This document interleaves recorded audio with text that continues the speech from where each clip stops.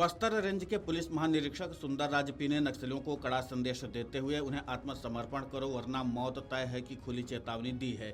IG ने साफ तौर पर कहा है कि बसवा राजू की मौत के बाद नक्सली संगठन पूरी तरह से बिखर चुका है और अब उनके पास आत्मसमर्पण के अलावा कोई विकल्प नहीं बचा है। आईजी सुंदर राज की यह चेतावनी गणपति देवजी, सोनू हिड़मा, सुजाता, के रामचंद्र रेड्डी, वारसेदेवा जैसे बचे हुए शीर्ष नक्सली नेताओं के लिए अंतिम चेतावनी मानी जा रही है। आईजी के अनुसार बसवा राजू की मौत ने संगठन की कमर तोड़ दी है और अब उनके पास न तो रणनीति बची है और न ही जमीन पर ठोस नेतृत्व। इस स्थिति में बचे हुए नक्सली नेता अब सिर्फ जान बचाने की जुगत में लगे हैं। सुंदर राज ने कहा कि यदि ये नेता अब भी हिंसा का रास्ता नहीं छोड़ते हैं तो उनका अंत बसवा राजू से भी भयावह होगा।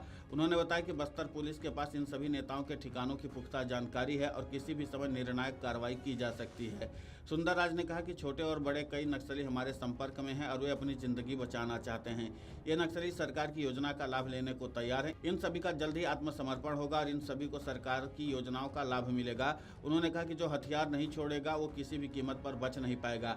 इस पूरे मामले को लेकर के आईजीपी सुंदर राज ने क्या कुछ कहा है, आप खुद सुनिए उन्हीं की जुबानी। 21 मई 2025 को बस्तर संभाग के अंतर्गत अबुझमाड़ क्षेत्र के जंगलों में जिला नारायणपुर में माओवादी विरोधी अभियान में एक ऐतिहासिक, निर्णायक और महत्वपूर्ण घटनाक्रम हुआ। उस दिनांक हुई मुठभेड़ में सुरक्षा बल द्वारा सीपी माओवादी संगठन के महासचिव, पुलिस ब्यूरो मेंबर और संपूर्ण जो माओवादी संगठन के सरगना है जिनके ऊपर करोड़ों के इनाम है, उनके डेड बॉडी के साथ साथ 26 और माओवादी कैडर के डेड बॉडी को बरामद किए गए थे। इस संदर्भ में माओवादी संगठन द्वारा जारी प्रति में कुल 28 माओवादी कैडर मारे जाने का बात को स्वीकार किया। उसमें एक माओवादी कैडर नीलेश का डेड बॉडी खुद माओवादी संगठन के कैडर्स द्वारा उस मुठभेड़ के पश्चात अपने साथ लेकर जाने का भी बात को स्वीकार किया। साथ साथ माओवादी संगठन ने उस मुठभेड़ में ये बात भी को स्वीकार किया 7 अन्य जो माओवादी कैडर हैं जिन्होंने सुरक्षित निकल गए करके। इससे प्रमाणित होते हैं वर्तमान में सीपीओ माओवादी संगठन में जो माओवादी कैडर्स, खासतौर पर जो स्थानीय माओवादी कैडर हैं, जो बाहर के जो माओवादी नेतृत्व को रक्षा करने के लिए, उनको प्रोटेक्ट करने के लिए किसी प्रकार का कोई अपना जान का कुर्बान देने के लिए तैयार नहीं है। मौका देकर वो खिसक जाते हैं। इस बात को उनके माओवादियों के प्रेस विज्ञप्ति से हमको देखने मिल रहा है।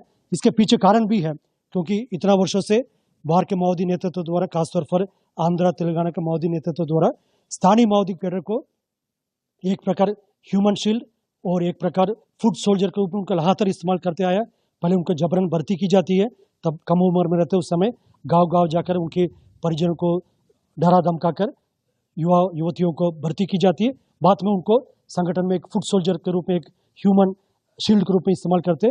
कभी भी मुठभेड़ होते स्थानीय माओवादी कैडर को सामने छोड़कर पीछे से सीनियर माओवादी कैडर भाग जाते हैं। लेकिन अभी वर्तमान में इस टाइप का कोई परिस्थिति नहीं हो रहा है।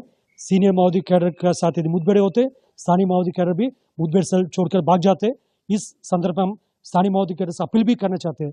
पुनः हम इस अपील को दोहराना चाहते हैं, उनके पास अभी भी वक्त है। हिंसा छोड़कर समाज की मुख्यधारा में शामिल होने के लिए सामने आना चाहिए। उन्हें हम स्वीकार करते, उन्हें पुनर्वास करते ताकि वो सामान्य जीवन जी सकता है। गौरतलब है कि बसवा राजू संगठन का एक कद्दावर नेता था जो लंबे समय से छत्तीसगढ़, तेलंगाना और ओडिशा के जंगलों में सक्रिय था। वो सेंट्रल कमेटी का सदस्य और मिलिट्री विंग का शीर्ष कमांडर था। कई वर्षों तक पुलिस और सुरक्षा बलों के लिए सिरदर्द बना रहा।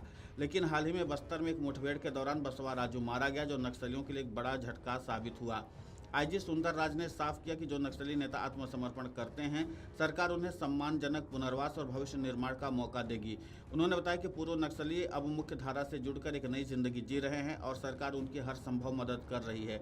उन्होंने ये भी कहा कि अगर ये नेता अब भी जंगल में बंदूक के सहारे जिंदा रहने की कोशिश करेंगे तो उनका अंत निश्चित है। उन्होंने चेताया कि जो अतीत में बसवा राजू के साथ हुआ है वही इन सब के साथ भी हो सकता है, बल्कि और भी भयानक हो सकता है।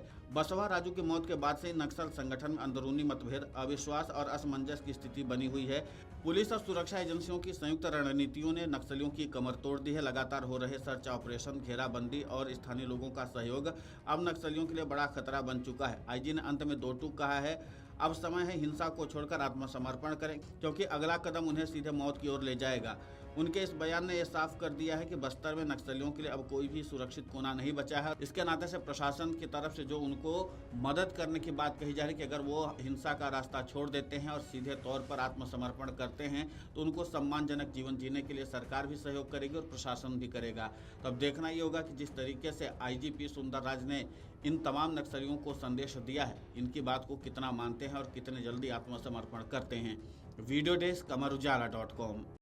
अगर आप ये वीडियो YouTube पर देख रहे हैं तो हमारे चैनल को सब्सक्राइब कर बेल आइकन दबाएं और Facebook पर देख रहे हैं तो हमारे पेज को लाइक करें।